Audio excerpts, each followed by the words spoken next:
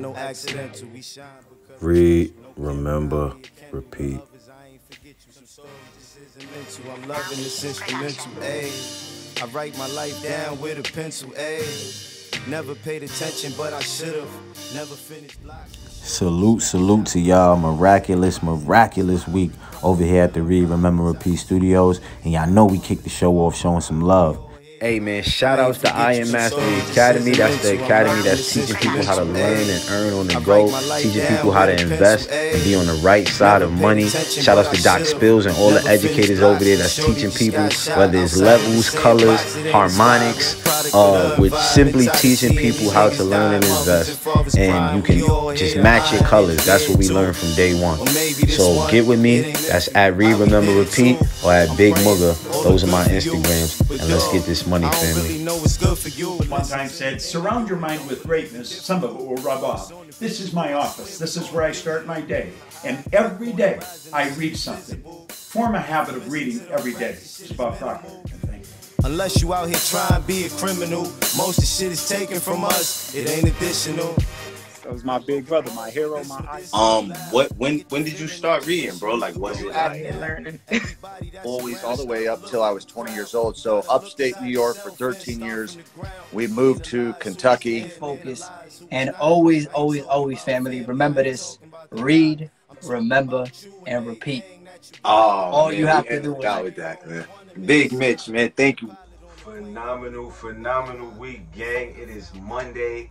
Sheesh, man. It seems like the days are going by fast. We already almost here in February, but you know where you guys are at, right? You are at the Read, Remember, Repeat show, and this is all about the books, man. Showing the culture how important literature is. It seemed like we threw it away as a whole generation. So tap into the other videos and the past videos. We did Think and Grow Rich. We did Hustle Harder, Hustle Smarter, the 4 Agreements, and we just finished Brian Carruthers, How to Make My First 10 Million. Now we on The Strangest Secret by Earl Nightingale. The Strangest Secret by Earl Nightingale. This book right here has definitely been one that had me thinking. So let's get you guys doing the same thing. Ask and it shall be given you. Seek and ye shall find.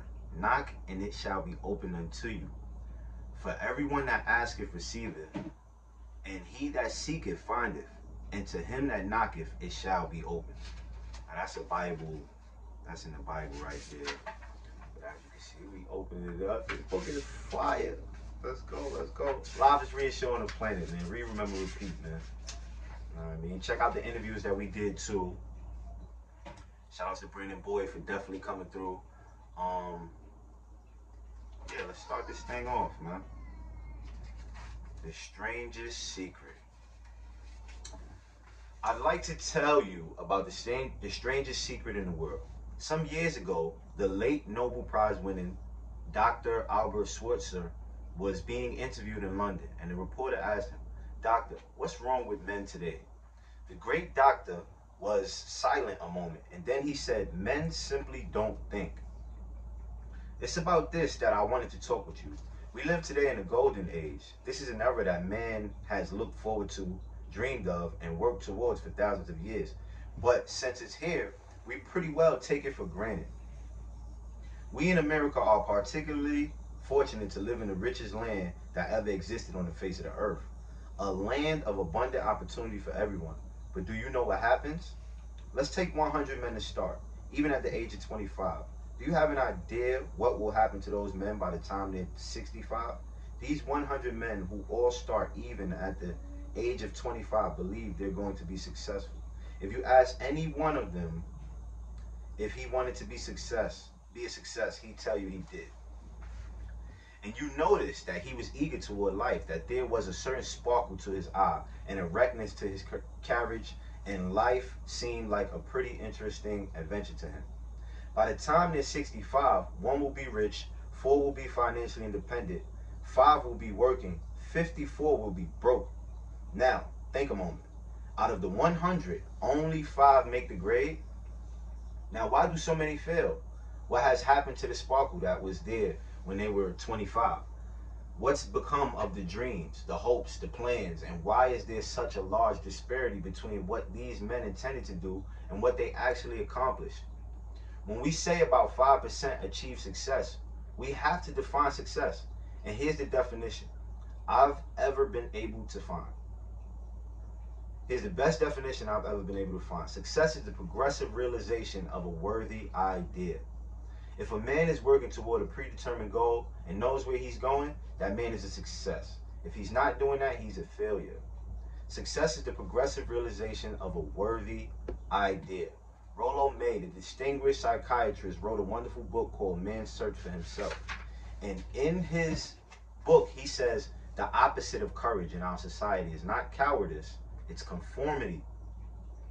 There you have the trouble today. It's conformity. People acting like everyone else without knowing why, without knowing where they're going. Now think of it. In America right now, there are over 18 million people 65 years of age and older. Most of them are broke. They're dependent on someone else for life's necessities. We've learned to read by the time we're 7. We're learned to make a living by the time we're 25. Usually by that time, we're not only making a living, we're supporting a family. And yet, by the time we're 65, we haven't learned how to become financially independent in the richest land that has ever been known. Why? We conform. And the trouble is that we're acting like the wrong percentage group, the 95 who don't succeed. Why do these people conform? Well, they really don't know. These people believe that their lives are shaped by circumstances. Family, before we go further, go ahead. We're gonna let y'all go get y'all some sauce. Let's go.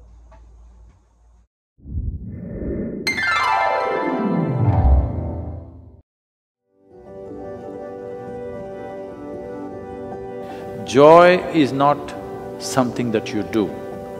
It is a consequence of certain management of this one. If this is well managed, this will be joyful. The inner engineering book is just about this. In the privacy of your homes, you can take a simple step, because a simple step inward is larger than all the philosophies that you know. So this Yogi's Guide to Joy is about turning inward. Simplest aspects of life, if you just take care, you will see things will change. The very chemistry of your body will change. If you create a chemistry of joy, you don't have to try to be happy. Life must shift from pursuit of happiness to expression of joy.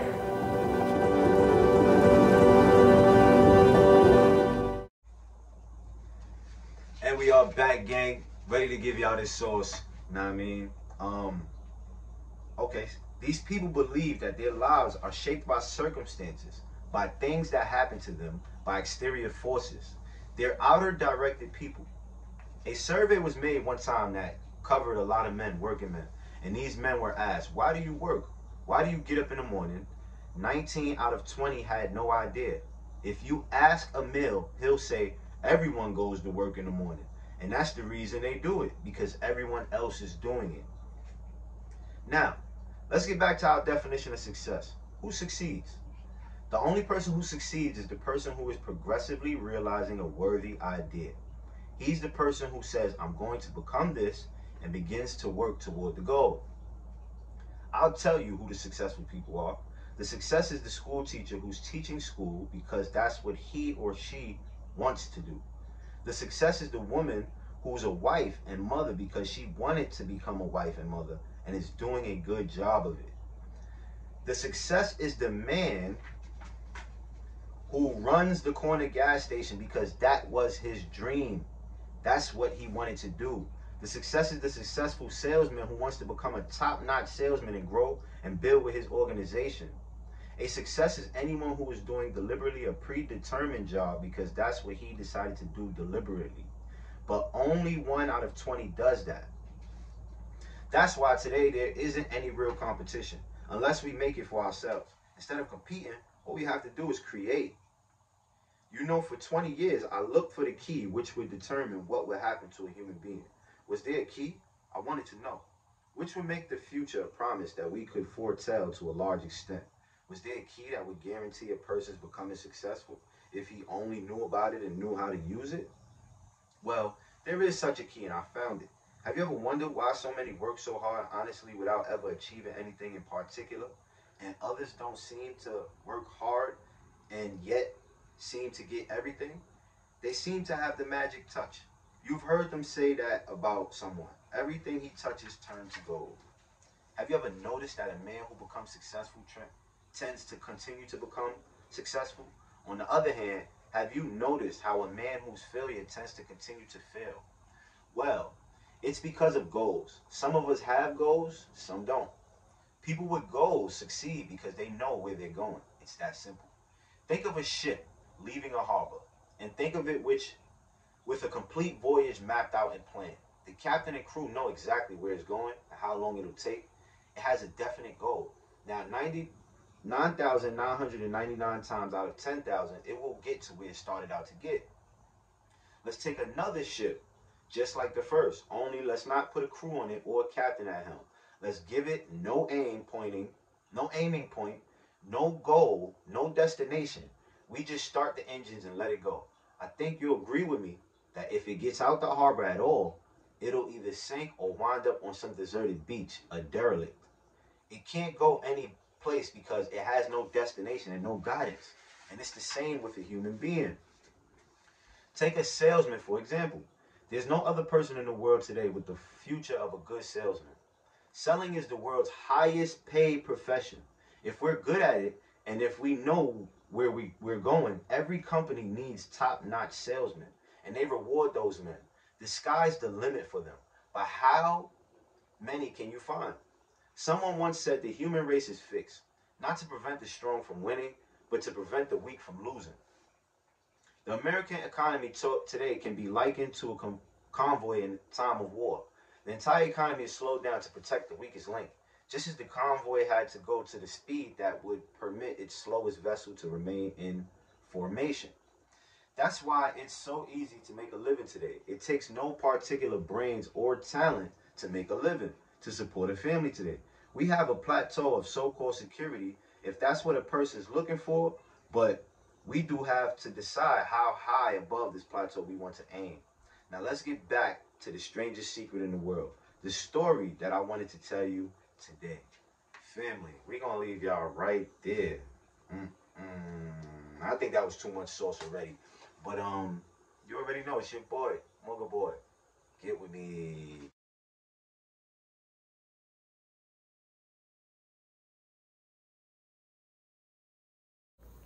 And if you're into showing support, go get Grateful. My first book as an author. I put out a journal that has 365 days for you to write down things that you are grateful for. So family, tap in. Let's go.